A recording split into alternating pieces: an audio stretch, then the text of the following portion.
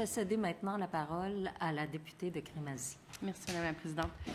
Madame la ministre, je commencerai d'abord en disant que la vie de parent est un long fleuve tranquille ou non, dépendamment des expériences de chacun, d'inquiétude. Et on mentionnait un petit peu plus tôt les inquiétudes qui sont reliées aux premières journées à la garderie où on laisse un enfant. Et je pense qu'une fois qu'on a passé cette étape-là, souvent, l'étape suivante, c'est les inquiétudes qui sont reliées à l'entrée en maternelle, donc dans la grande école.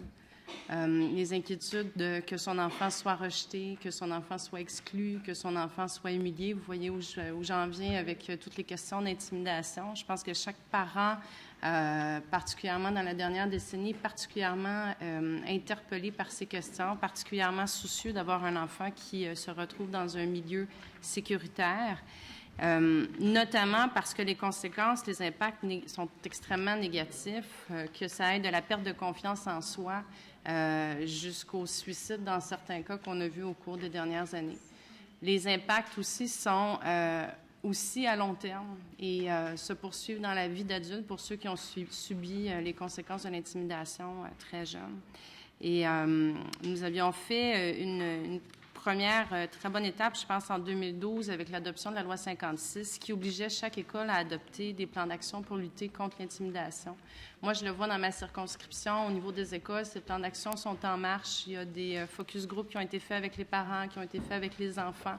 Ce qui en ressort, c'est bien de le faire. Ce qui en ressort n'est pas toujours positif en ce sens que ça met en lumière tous ces indices d'intimidation, qu'ils soient physiques, verbales, émotionnels, sociaux, que ce soit au niveau de la cyberintimidation également. Et j'en viens donc à vous féliciter pour le point de presse qui a été fait hier, l'annonce qui a été faite par rapport au forum sur l'intimidation qui se tiendra le 2 octobre prochain.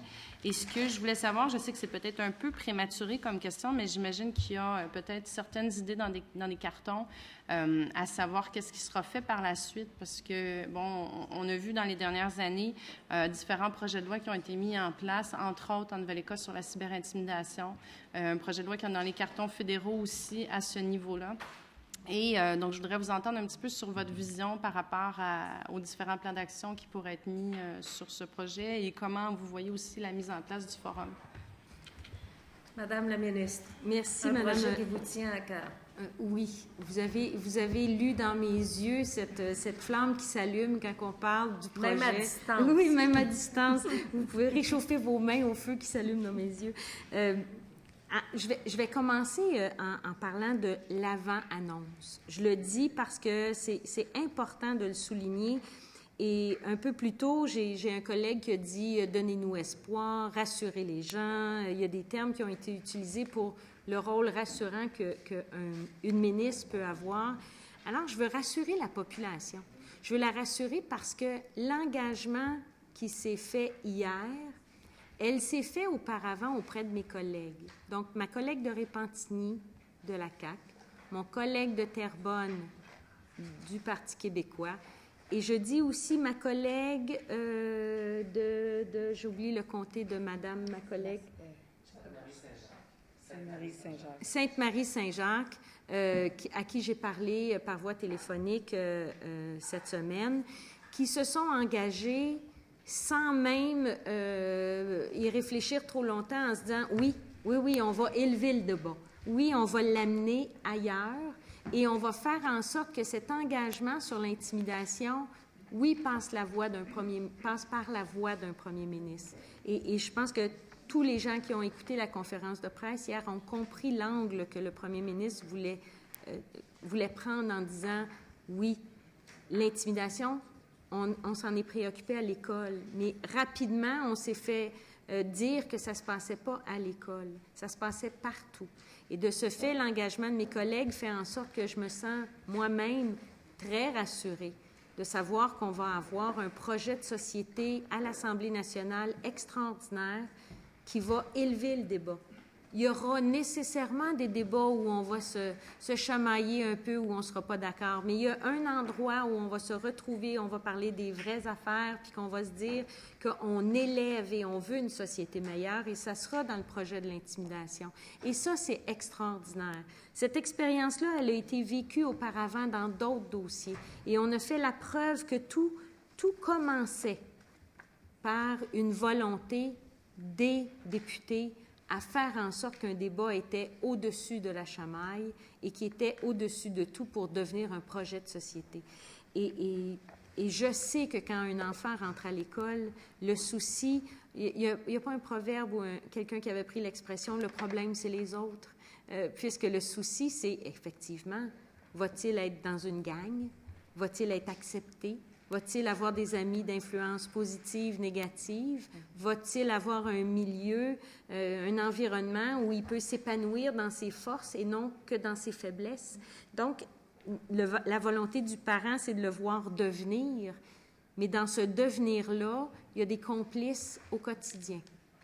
On a vite compris au gouvernement du Québec, au moment où Madame la ministre de l'Éducation du temps a déposé le projet de loi 56, c'était au moment, oui, c'est ça, Mme Beauchamp, vous faites bien de me le rappeler parce que c'était un geste important. Au moment où Mme Beauchamp a déposé le projet de loi, il y avait un questionnement sur le milieu scolaire. Mais avec le temps, et ça ne fait pas si longtemps que ça, on s'est fait dire que ça ne se passait pas qu'à l'école. Ça se passe dans les parcs. Ça se passe quand je pars de l'école et je marche jusqu'à la maison. Ça se passe dans les équipes sportives, puis on a eu des preuves tangibles. On a même eu des journalistes qui ont écrit des articles qui disent « Faudrait-il contrer cette intimidation-là avant qu'on en arrive à la violence dans le milieu sportif? » Et on a réalisé rapidement, dans une réflexion collective au Parti libéral, que la ligne était fine entre l'intimidation et la violence, l'intimidation et la maltraitance. Il y a des réflexions qui ont été faites un peu dans chaque regroupement. Hein? On a le dossier de la maltraitance que Mme la présidente a chapeauté au moment où il fallait faire la réflexion et on a posé des gestes concrets. Il y a le dossier à l'éducation par la loi 56, mais il y a tout l'environnement de ça qui fait en sorte qu'il faut se poser des questions. Vous parliez un peu plus tôt de cette jolie jeune fille que j'ai vue commencer à faire du bicycle sur Facebook, puisque vous avez mis une photo, tellement contente que la neige soit fondue pour utiliser sa bicyclette. J'ai eu le privilège d'avoir 3 enfants, dont un garçon et 2 filles, et quand je sortais avec mon enfant, je lui demandais de tenir la porte au centre commercial pour les gens qui passent. Je disais, bien, tu l'ouvres pour moi, mais tant qu'il n'y a pas personne, tu gardes la porte ouverte. Et ça a été drôle d'expliquer à mon enfant pourquoi les gens ne disaient pas merci. Donc, la ligne est fine entre l'intimidation, le civisme et toute cette éducation-là qu'on veut amener dans une réflexion de société. Je pense que le premier ministre l'a bien dit hier. Hein? Il a dit « ça n'appartient pas qu'à une personne, ça n'appartient pas qu'à un regroupement de se baisser les yeux et se dire « tiens, ça, c'est de l'intimidation ». Il y a plein d'exemples comme ça qui fait en sorte que l'intimidation existe et il faut le voir. Est-ce que le 2 octobre, c'est la fin en soi d'un processus de réflexion? Eh bien, non. Je dis tout le temps aux gens, ayez peur. Parce que le 2 octobre, c'est le début de quelque chose. On va s'y rendre en se posant des questions de façon collective pour s'y rendre. Donc, il y a 3 groupes qui vont être mis en place. Il y a les jeunes, les aînés et le milieu de vie. Le milieu de vie peut regrouper tellement de choses qu'on s'est dit on va le faire en un processus. Et chacun de ces 3 groupes-là va avoir une réflexion à faire sur la cyber-intimidation. Parce que je peux facilement être un adulte très respectueux et sans même prendre avis des autres, faire un courriel à quelqu'un ou envoyer quelque chose sur Facebook et poser un geste d'intimidation sans m'en rendre compte, ou, au contraire, savoir exactement ce que je fais, prendre une adresse courriel qui me rend complètement incognito et faire de l'intimidation à répétition à quelqu'un qui fait qu'il pose à la fin pour s'en sortir qu'un geste ultime qui est misérable et non rétractable, c'est-à-dire un suicide. Et là, on est face à une situation qu'on ne peut pas corriger. Donc, les 3 groupes vont se pencher sur la cyber-intimidation, chacun dans leur milieu, chacun dans leur façon de le voir, mais les 3 groupes vont faire une réflexion qui vont nous amener au 2 octobre, où là, les questions seront plus denses, elles seront plus, j'ai le goût de vous dire intimidantes, mais c'est parce que j'ai le goût de vous faire sourire, mais elles seront plus complètes et nous amènera à une réflexion. Il y a quelqu'un à la rencontre qu'on a eue qui nous a dit, y aura-t-il une loi? Après le 2 octobre, y aura-t-il une loi? La réponse qu'on vous fait, c'est, faut-il qu'il y ait une loi? Puisque l'intimidation, de la façon qu'on la voit et la façon qu'on veut la regarder, elle est très, je le disais ce matin, elle est très linéaire. Hein?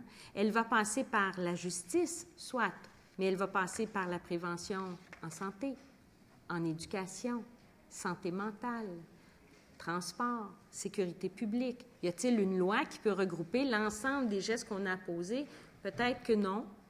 Et peut-être que ça passe par des règlements dans chacun de ces ministères qui peut être mis en application sans passer par une loi, qui va venir faire réfléchir avant de poser un geste, qui va venir mettre en place des balises et des réflexions qui fait que le citoyen, vous et moi, nous aurons l'obligation de réfléchir avant de poser un geste. J'aurai l'obligation comme parent ou comme grand-parent des gestes qui seront peut-être posés par mes enfants ou mes petits-enfants. La même chose chez vous. Chez votre fille, il y aura des gestes posés et comme parent, vous aurez cette réflexion à faire. Est-ce que c'est de l'intimidation ou est-ce que c'est un geste concret pour affirmer son estime d'elle-même? Puisque vous l'avez souligné, l'estime de soi vient jouer dans le principe de l'intimidation.